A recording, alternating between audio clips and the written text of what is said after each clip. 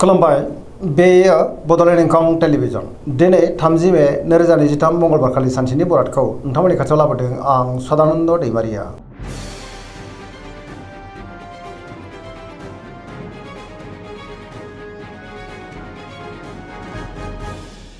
सिगां फरायनो लादों मेष राशि गिबि हांखो अ ल दिनैनि साना जोबोर मोजां जेरावबो देरहासारगोन आरो सुथुरखौ दिनै गोरलैयैनो फेजेननोबो हागोन। बहाबा थाङोब्ला दिनै जोबोर मोजां आरो मोजाङैनो हान्थिनो हागोन। मावनो लानाय खामानिखौ थि समावनो आरो गोरलैयैनो मावफुंनो हागोन। गोसोआ दिनै जोबोर खुसि जागोन, देहाया मोजाङै थागोन। सोरबा लोगोनिफ्राय हरखाबै मोजां खौरांबो मोननो हागौ। रांखावरियाव दिनै जोबोर मोजां होनजायो, गोबां धोन आरजिनोबो हागोन आरो आयाबो बांनो हागौ। बेफार फालांगियाव दिनै जोबोर मोजां मुलाम्फा मोननो हागौ। सोरबा गोजाम लोगोजों बहाबा लोगो मोनज्लायनानै गोसोआ दिनै जोबोर खुसि जागोन। न'खराव बिमा बिफानि अननाय आदरखौ मोननो हागौ। गोसोनि बोलोआ बांगोन। गावनि गोसोनि साननायखौ दिनै गुबुननो फोरमायनो हागोन आरो लाइमोनफ्रा जोबोर रमान्टिक जागोन। फरायसाफ्रा दिनै फरायनायाव गोसो दुंखांगोन आरो मोजां फिथाइ मोननोबो हागोन। पजिटिभ एनार्जिनि गोहोम गोग्लैगोन आरो पजिटिभ साननो रोंगोन। गियाननि आंखाल जानाय नङा।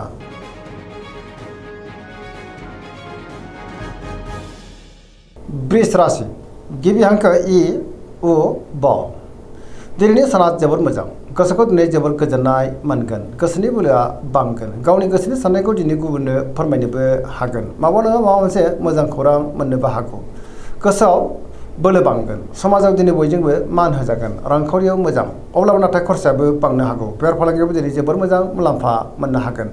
सोरबा लोगोजों बाख्नाय जानो हागौ। गोबां मोजां खाबुबो दिनै मोननो हागौ। न'खराव बिसि फिसायनि गेजेराव अननानै फैगोन। बिदा फंबायजों दिनै मोजां सोमोन्दो थागोन। देहायाबो मोजाङैनो थागोन।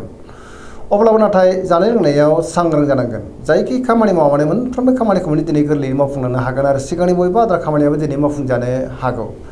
गोसोनि साननायफोरखौ दिनै जाफुंनोबो हागोन। पजिटिभ एनार्जिनि गोहोम गोग्लैनोबो हागौ।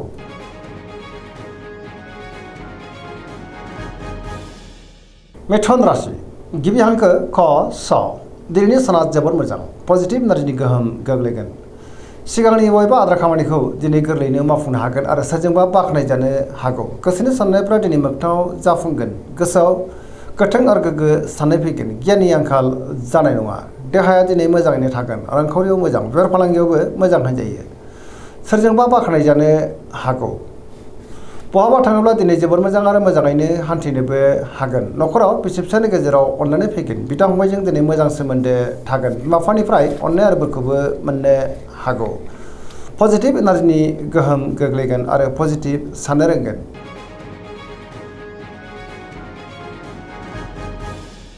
कर्कट राशि गिबि हांखो ड ह दिनैनि साना जोबोर मोजां। गोसोखौ दिनै जोबोर गोजोननाय मोनगोन। बहाबा थाङोब्ला दिनै जोबोर मोजां आरो मोजाङैनो हान्थिनोबो हागोन। सोरबा लोगोजों बाख्नाय जानो हागौ। गुबुननि थाखाय दिनै गोबां मोजां खामानि मावनानै होनोबो हागोन। गोसोआव गोथों आरो गोग्गो साननाय फैगोन। गियाननि आंखाल जानाय नङा। गुबुनजों बाख्नाय जानो हागौ। रांखावरियाव दिनै मोजां होनजायो। बेफार फालांगियावबो जोबोर मोजां मुलाम्फा मोननो हागौ। न'खराव बिदा फंबायजों अननानै फैगोन। समाजाव दिनै गोबां मान मोननो हागौ। देहाया मोजाङै थागोन। अब्लाबो नाथाय जानाय लोंनायाव सांग्रां जानांगोन। गुबुननिफ्राय मोजां खौरां मोननोबो हागौ। गोबां मोजां खाबुबो दिनै मोननो हागौ। फरायसाफ्रा दिनै फरायनायाव गोसो दुंखांगोन आरो मोजां फिथाइ मोनगोन। सेंग्रा सिख्लाफ्रा मोजां खौरां मोननोबो हागौ।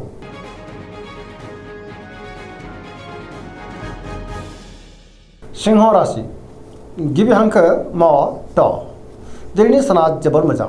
गोसोखौ दिनै जोबोर गोजोननाय मोनगोन। गोसोआव पजिटिभ साननाय फैगोन। गियाननि आंखाल जानाय नङा। गोथों आरो गोग्गो साननो रोंगोन। मावनो लानाय खामानिखौ थि समावनो मावफुंनो हागोन। सोरबा लोगोजों बाख्नाय जानो हागौ। बहाबा थाङोब्ला दिनै जोबोर मोजां आरो मोजाङैनो हान्थिनोबो हागोन। रांखावरियाव मोजां, बेफार फालांगियावबो मोजां होनजायो। गोबां धोन आरजिनोबो हागोन। सोरजोंबा बाख्नाय जानानै गोसोआ दिनै जोबोर खुसि जागोन।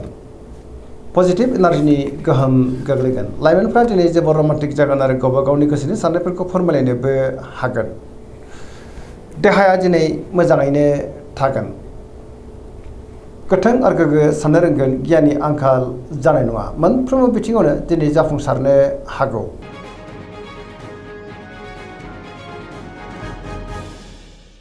कन्या राशि गिबि हांखो फ थ दिनैनि साना जोबोर मोजां। गोसोखौ दिनै जोबोर गोजोननाय मोनगोन। गुबुनजों मोजां सोमोन्दो लाखिनो रोंगोन। गोसोआव दिनै गोथों आरो गोग्गो साननाय फैनो हागौ। गियाननि आंखाल जानाय नङा। सोरजोंबा बाख्नायजानो हागौ। रांखावरियाव जोबोर मोजां, अब्लाबो नाथाय खरसायाबो बांनो हागौ। बेफार फालांगियाव दिनै जोबोर मोजां मुलाम्फा मोनगोन। देहायाबो दिनै मोजाङैनो थागोन। गोबां मुंदांखा सुबुंजों लोगो मोनज्लायनोबो हागौ। न'खरावबो बिसि फिसायनि गेजेराव अननानै फैगोन। बिदा फंबायजों दिनै मोजां सोमोन्दो थागोन। सोरजोंबा बाख्नायजानानै गोसोआ दिनै जोबोर खुसि जागोन। पजिटिभ एनार्जिनि गोहोम गोग्लैनोबो हागौ। बहाबा थाङोब्ला दिनै जोबोर मोजां आरो मोजाङैनो हान्थिनो हागोन। लाइमोनफोरा दिनै जोबोर रमान्टिक जागोन आरो गावबा गावनि गोसोनि साननायखौ फोरमायलायनोबो हागोन आरो धोरोमारि बिथिङावबो गोसो दुंखांनो हागौ।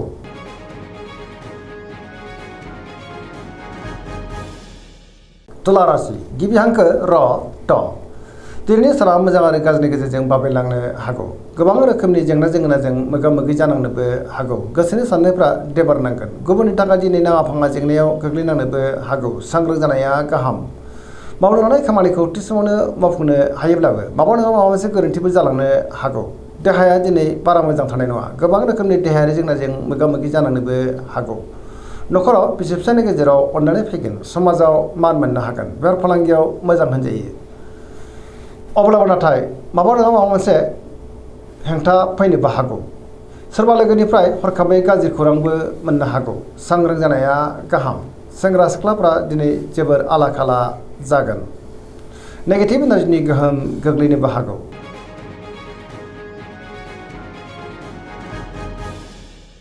वृश्चिक राशि गिबि हांखो न स। दिनैनि साना जोबोर मोजां। गोसोखौ दिनै जोबोर गोजोननाय मोनगोन। सोरजोंबा बाख्नायजानो हागौ। पजिटिभ एनार्जिनि गोहोम गोग्लैगोन। मोनफ्रोमबो बिथिङावनो जाफुंसारगोन। समाजाव दिनै लोगो लेवा बांगोन आरो गोबां मान होजागोन। गोसोआव गोथों आरो गोग्गो साननाय फैगोन। गियाननि आंखाल जानाय नङा। मावनो लानाय खामानिखौ थि समावनो आरो गोरलैयैनो मावफुंनो हागोन। गुबुननिफ्राय दिनै थोजासे हेफाजाबबो मोननो हागौ आरो गोसोनि साननायफ्रा मोगथाङाव जाफुंनोबो हागौ।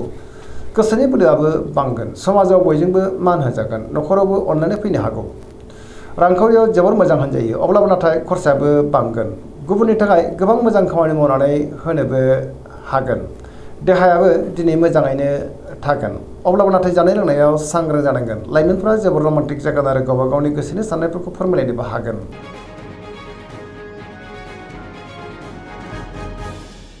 धनु राशि गिबि हांखो ध फ भ। दिनैनि साना मोजां आरो गाज्रिनि गेजेरजों बाबेलांनो हागौ। गोसोआव दिनै गोनो गोथो साननाय फैगोन। गियाननि आंखाल जानोबो हागौ। सोरबा लोगोजों रायखोमा जानोबो हागौ। नेगेटिभ एनार्जिनि गोहोम गोग्लैगोन। मावनो लानाय खामानियाव माबा नङा माबा मोनसे हेंथा फैनो हागौ। रांखावरियाव बारा मोजां नङा। नाङा फाङा खरसाया बांगोन। बेफार फालांगियाव बारा मोजां नङा होनजायो। देहाया नाथाय मोजाङैनो थागोन। अब्लाबो नाथाय जानाय लोंनायाव सांग्रां जायोब्ला गाहाम। बहाबा हान्थिनो एबा दावबायनो खाबु मोननोबो हागौ। नेगेटिभ एनार्जिनि गोहोमबो गोग्लैनो हागौ। लाइमोनफोरनि गोसोआ दिनै जोबोर आला खाला जागोन।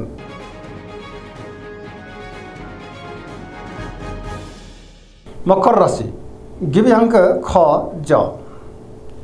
दिनैनि साना मोजां आरो गाज्रिनि गेजेरजों बाबेलांनो हागौ। गोसोनि साननायफ्रा देबार नांगोन। गुबुननि थाखाय दिनै नाङा फाङा जेंनायाव गोग्लैनांनोबो हागौ। सांग्रां जानाया गाहाम। रांखावरियाव मोजां, अब्लाबो नाथाय खरसायाबो बांगोन। बेफार फालांगियाव मोजां होनजायो। सोरजोंबा रायखोमा जानोबो हागौ।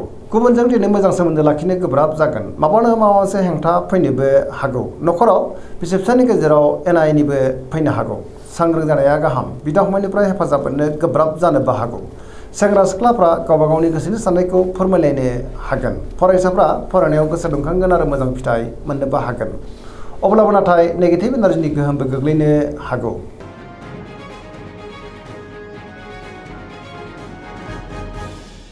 कुम्भ राशि गिबि हांखो ग स।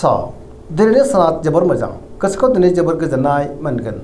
सोरजोंबा बाख्नायजानानै गोसोआ दिनै जोबोर खुसि जागोन। मावनो लानाय खामानिखौ थि समावनो आरो गोरलैयैनो मावफुंनो हागोन। सिगांनि बबेबा आद्रा खामानियाबो दिनै मावफुंजानो हागौ।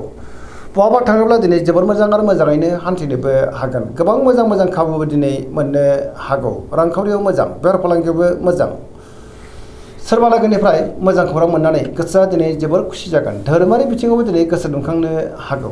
देहाया मोजाङैनो थागोन। गुबुननिफ्राय थोजासे हेफाजाबबो मोननो हागौ आरो पजिटिभ एनार्जिनि गोहोम गोग्लैगोन।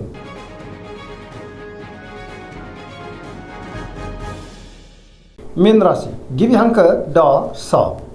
दिनैनि साना जोबोर मोजां गोसोखौ दिनै जोबोर गोजोननाय मोनगोन सोरबा लोगोजों बाख्नाय जानानै गोसोआ दिनै जोबोर गोजोनगोन पजिटिभ एनार्जिनि गोहोम गोग्लैगोन आरो पजिटिभ साननाय फैगोन गियाननि आंखाल जानाय नङा गोथों आरो गोग्गो साननो रोंगोन मावनांनाय खामानिखौ थि समावनो आरो गोरलैयैनो मावफुंनोबो हागोन देहाया मोजाङैनो थागोन रांखावरियाव मोजां बेफार फालांगियावबो मोजां होनजायो न'खराव दिनै बिसि फिसायनि गेजेराव अनलायनाय फैगोन बिदा फंबायजों मोजां सोमोन्दो थागोन सोरजोंबा बाख्नाय जानानै गोसोआ दिनै जोबोर खुसि जागोन लाइमोनफ्रा जोबोर रमान्टिक जागोन आरो गावबा गावनि गोसोनि साननायफोरखौ फोरमायलायनोबो हागोन पजिटिभ एनार्जिनि गोहोम गोग्लैगोन दिनैनि राशि फरायनाय एसेनोसै जोबनायाव बेखौनो खावलायो जाहाथे नोंथांमोना सानफ्रामबो जोंनि बे बड'लेण्ड इंखं टेलिभिजनखौ नायबाय थायो आरो साबस्क्राइब खालामो लोगोसे लाइक खालामो आरो शेयार खालामो एसेनोसै गोजोन्थों।